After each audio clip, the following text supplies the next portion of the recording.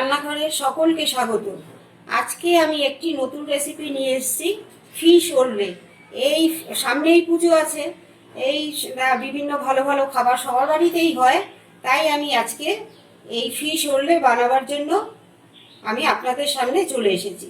তা এই ফিশ ওরলে করার জন্য প্রথমে আমি এই মাছটাকে এই বাসা মাছ নিয়ে নিয়েছি 600 গ্রাম। এই মাছটা আমি ভালো করে ধুয়ে আমি এখানে জল ঝরিয়ে ভালো করে আমি এখানে রেখেছি। এবার এতে আমি যে যে উপকরণগুলো দিয়ে দেব আমি সেইগুলো একে একে করে দেখাচ্ছি। প্রথমেই আমি 1 চামচ পেঁয়াজ বাটা দিচ্ছি, তারপরে দিচ্ছি 1 চামচ রসুন বাটা, তারপরে দিচ্ছি 1 চামচ আদা বাটা,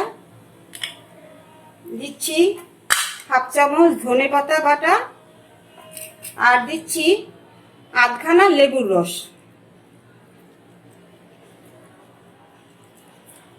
আধখানা লেবুর রস আমি দিয়ে আর স্বাদ মতো নুন দিয়ে আমি আধ ঘন্টা থেকে 1 ঘন্টা ম্যারিনেট করতে দেব।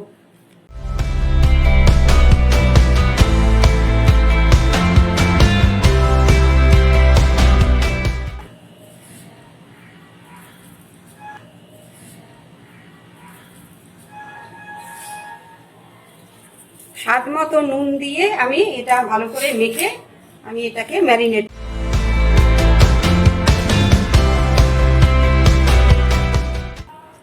এবার আমি এটাকে ঢেকে রেখে দিচ্ছি।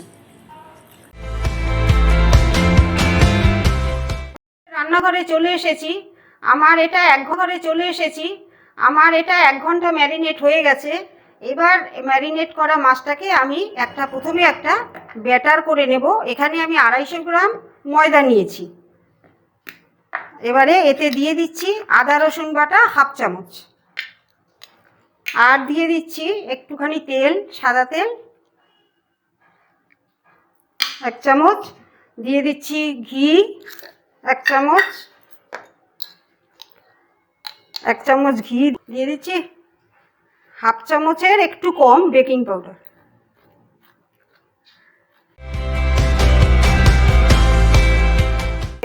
বেকিং পাউডার দিয়ে দিলাম। এবার দিয়ে দিলাম স্বাদ মতো নুন। মাছে নুন মাখানো আছে, এবার এই ব্যাটারের জন্য যতটুকু নুন লাগবে ঠিক ততটুকুই দেব। দিয়ে দিচ্ছি গোলমরিচের গুঁড়ো 1 চামচ, 1 চামচ গোলমরিচের গুঁড়ো দিয়ে দিলাম, আর দিয়ে দিচ্ছি 3টে ডিম।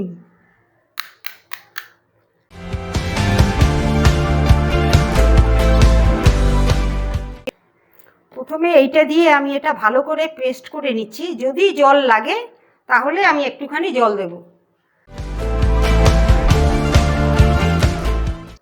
অল্প একটু জল লাগবে, আমি একটুখানি জল দিয়ে দিচ্ছি। অল্প একটু জল।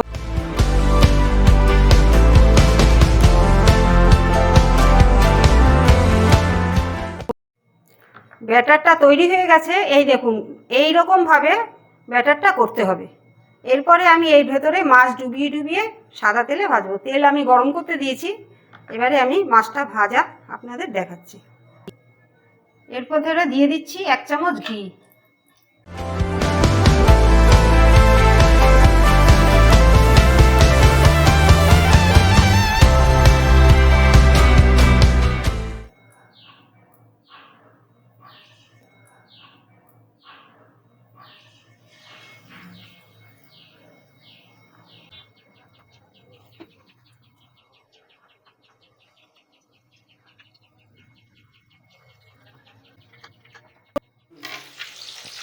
এগুলো আমার ভাজা হয়ে গেছে। আমি এটাকে ডিপ ফ্রাই করে নিয়েছি। এটা ইচ্ছা করলে যদি সঙ্গে সঙ্গে না খান, অনেক দেরি করে খান, তাহলে এটা হাফ ফ্রাই করে রেখে দেবেন, আর খাওয়ার আগে আরেকটু ফ্রাই করে গরম গরম সার্ভ করবেন। এটা আমার হয়ে গেছে। এইভাবে আমি সমস্ত ফিশ ওরলেগুলো আমি ভেজে নেব। ফিশ ওরলে আমার রেডি হয়ে গেছে। আমি প্লেটে আপনাদের পরিবেশন করে দেখাচ্ছি। দেখতে খুব সুন্দর হয়েছে এবং খেতেও খুব ভালো। এটা আপনারা বাড়িতে করে দেখবেন, সত্যি খুব ভালো খেতে।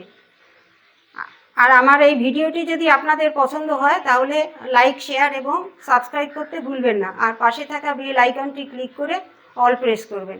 ধন্যবাদ। আবার কোনো নতুন রেসিপি নিয়ে আপনাদের সঙ্গে দেখা হবে।